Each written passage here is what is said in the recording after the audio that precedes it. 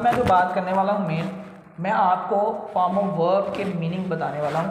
हमने पढ़ा कि फर्स्ट, सेकंड और थर्ड और फोर्थ फॉर्म ऑफ वर्ब तो होती हैं, लेकिन इनका इस्तेमाल आज हम करेंगे टेंसेस से हटके। टेंसेस से हटके इनका इस्तेमाल हम करेंगे। जैसे फर्स्ट फॉर्म ऑफ वर्ब कहीं भी आपको लिखी नज़र आएगी प्ले, तो इसका मतलब क्या होता है। और जैसे हम प्ले की अगर सेकंड फॉर्म प्लेड लें तो इसका मतलब क्या होता है। थर्ड फॉर्म अगर लें तो इसको हम किस तरह लेंगे। इसी तरह फोर्थ फॉर्म ऑफ वर्ब, इसको हम प्लेइंग कहते हैं, इसको हम कैसे लेंगे, आज हम इसके बारे में पढ़ेंगे। देखिए जो फर्स्ट फॉर्म ऑफ वर्ब होती है ना, कहीं पे भी आपको नज़र आ जाए, फर्स्ट फॉर्म ऑफ वर्ब कहीं पे भी नज़र आ जाए, ये दरअसल कुछ फिक्रों के लिए यूज़ होती है जिसके साथ सब्जेक्ट का आना ज़रूरी नहीं होता, एज इट इज़ हम लगा देते हैं। इस तरह के फिक्रों को हम कहते हैं इम्पेरेटिव सेंटेंसेस। क्या कहते हैं? इम्पेरेटिव। देखें मिसाल के तौर पे इम्पेरेटिव सेंटेंसेस ऐसे होते हैं जिसमें हम हुक्म देते हैं, इल्तिजा करते हैं, या फिर हम दरख्वास्त करते हैं।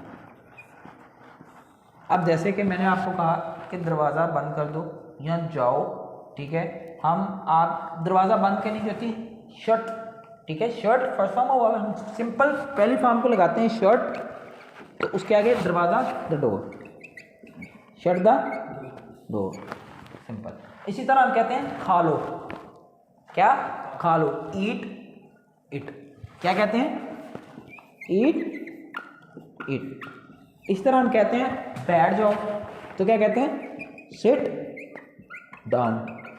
यानी सिंपल फर्स्ट फॉर्म को लें और उसके सामने वो जो चीज़ आप बताना चाह रहे हैं आप वो लगा दें। इसी तरह और एग्जाम्पल्स की तरफ हम जाएं, हम कहते हैं जाओ, गो, आओ, कम, ठीक है ना। अब इसमें मीनिंग है, इस फॉर्म का एक मतलब है कि जाओ, गो, हम समझ गए कि इसने क्या जी जाओ, और हम कहते हैं आओ, कम, बैठ जाओ, सिट, खड़े हो जाओ, स्टैंड, हम इसको स्टैंड अप या सिट डाउन भी कहते हैं। फिक्रे को यानी कि फॉर्म ऑफ वर्ब के साथ एक मज़ीद हम कॉम्प्लीमेंट ऐड कर देते हैं ताकि वो बात मज़ीद मुकम्मल हो सके। ये फर्स्ट फॉर्म ऑफ वर्ब का इस्तेमाल है। थर्ड फॉर्म इस्तेमाल हुई हो ना, तो थर्ड फॉर्म का मतलब है काम हो गया, हुआ, काम हो। यानी पहली फॉर्म में हमने कहा था गो, चले जाओ, आओ, बात है प्रेजेंट की, लेकिन इस फॉर्म ऑफ वर्ब में हमें जो सेंस मिलेगी वो क्या मिलेगी? पास्ट की, लेकिन मुकम्मल होने की, पास्ट की लेकिन मुकम्मल होने की। ये मैं बात कर रहा हूँ थर्ड फॉर्म ऑफ वर्ब की। लेट्स सपोज थर्ड फॉर्म की अगर बात करें तो रिटन बुक मतलब लिखी हुई किताब, लिखी हुई।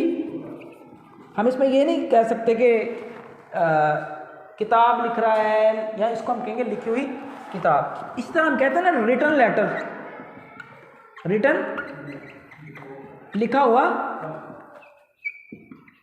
ठीक है, अंडरस्टैंड कर रहे हैं। इसी तरह हमने पढ़ा होगा कि क्लोज्ड डोर, क्लोज्ड डोर यानी आप लिखा होता ना, कभी भी ये नहीं लिखा होगा कोई चीज़ बंद है कि दुकान की शॉप, ये नहीं लिखा होगा क्लोज, क्लोज नहीं लिखा होता, क्या लिखा होता है? क्लोज्ड।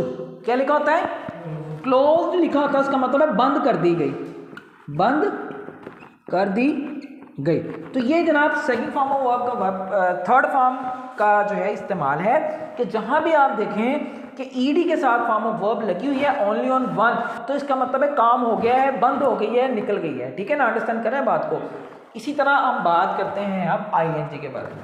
आईएनजी बारे जी, तो आईएनजी की अगर बात करें तो जिस फॉर्म के साथ, जैसे हम कहेंगे प्लेइंग, तो ये इसका एक अपना एक मानी है, इसका एक अपना मानी है। हम इसको जेरेंड भी कहते हैं। जेरेंड का तरीक़ाकार मैं आपको बाद में समझाऊंगा, लेकिन इसका अपना मानी क्या है? जब लिखा होगा ना प्लेइंग, तो उसका मतलब है खेलता हुआ। क्या हुआ?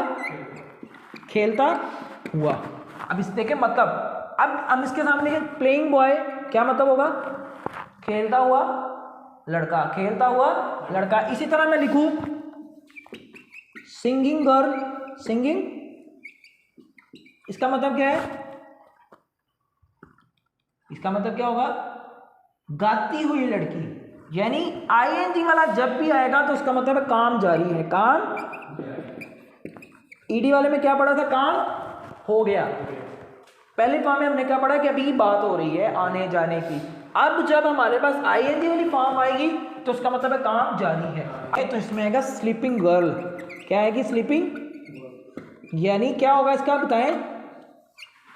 सोती हुई लड़की। क्या आएगा?